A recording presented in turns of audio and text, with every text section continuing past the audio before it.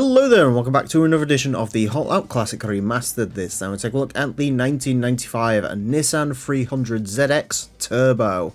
Our final 300ZX to take a look at in this game. Of course I'm talking about actual 300ZXs, not the Fur Lady Z, so we've still got a couple more of them to go. But this is the final 300ZX. These are cars from the NTSC-U region that are very slightly different from the Fair Lady Zs that are in other regions of the game, and so they're classed as their own separate vehicles. There are three of them, the 2-seater, 2+2, and then finally the big daddy, the 300ZX Turbo, which is what we're looking at today. Of course, we've got T-tops. I do like the body coloured trim that you get on the 300ZXs.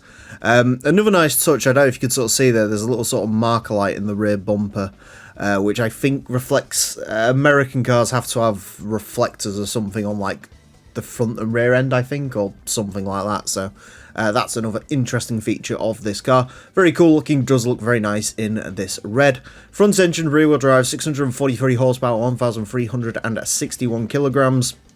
Those are pretty sort of normal stats for the Fair Lady Z. I can't remember if there's much power difference between the sort of standard twin turbos and this. I don't think there is, so other than sort of the way they look, they are for the most part identical to the standard Fair Lady Zs. Sort of similar to the Nissan Primera GT versus the Nissan Primera 2-litre TE in different versions of the game. Anyways, the 300ZX Turbo is going to have 6 laps of the Motorsports Line track in order to set the best time it possibly can. Our current leader is the Audi TT LM Edition that does set time of a 26.690. The 300ZX Turbo unlikely to beat that. The quickest, so this is obviously not running racing modification. Fair Lady Zs as of recent have been sort of going a little bit quicker than they used to. I'm going to put that down to me being slightly better at driving them, and also the race mod seems to be helping them quite a bit, especially in the case of the 94 cars, which is essentially what this would be.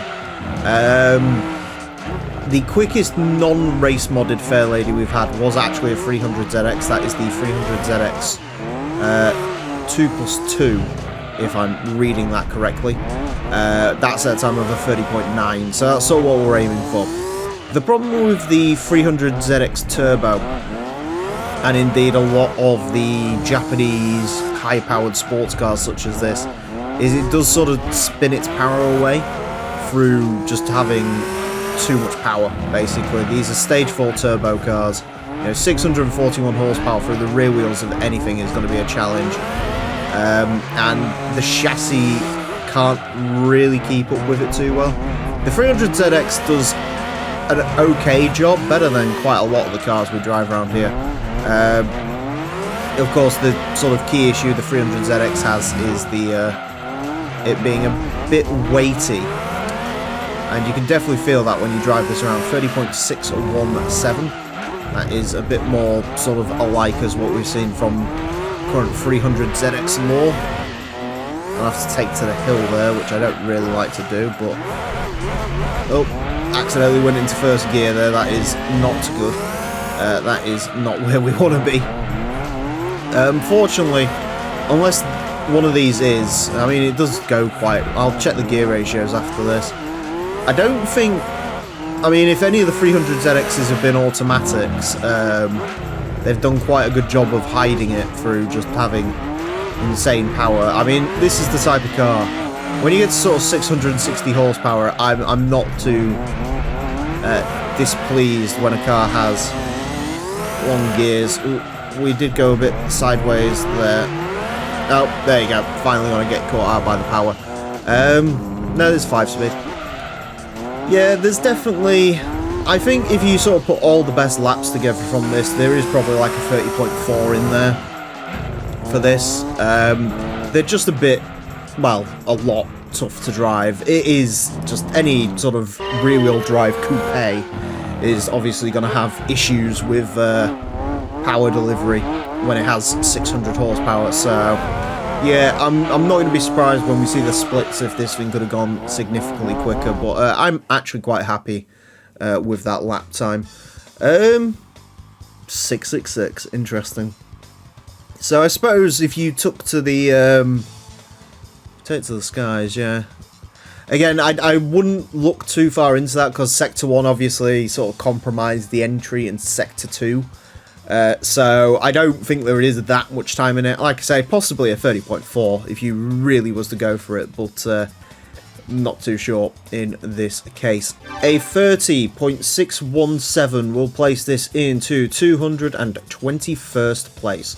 Goes in between the Mazda Roadster B-Spec and the BMW 323i Coupe. It is quicker than a Spoon Civic Type R, Ford Mustang GT. The Mitsubishi GTO SR, that is interesting. Quicker than TVR Griffith 500. Quicker than MR2 GTS, which also had similar issues with sticking the power down. Slightly down on the RX-7 Infini 3, Silvia Spec S, Lotus Esprit V8. Cars like this, slightly slower than the Subaru Alcione S4, but this is definitely a better car to drive than that. And slightly down, about 0.1 down on the Fairlady Z version S2-seater with the race mod.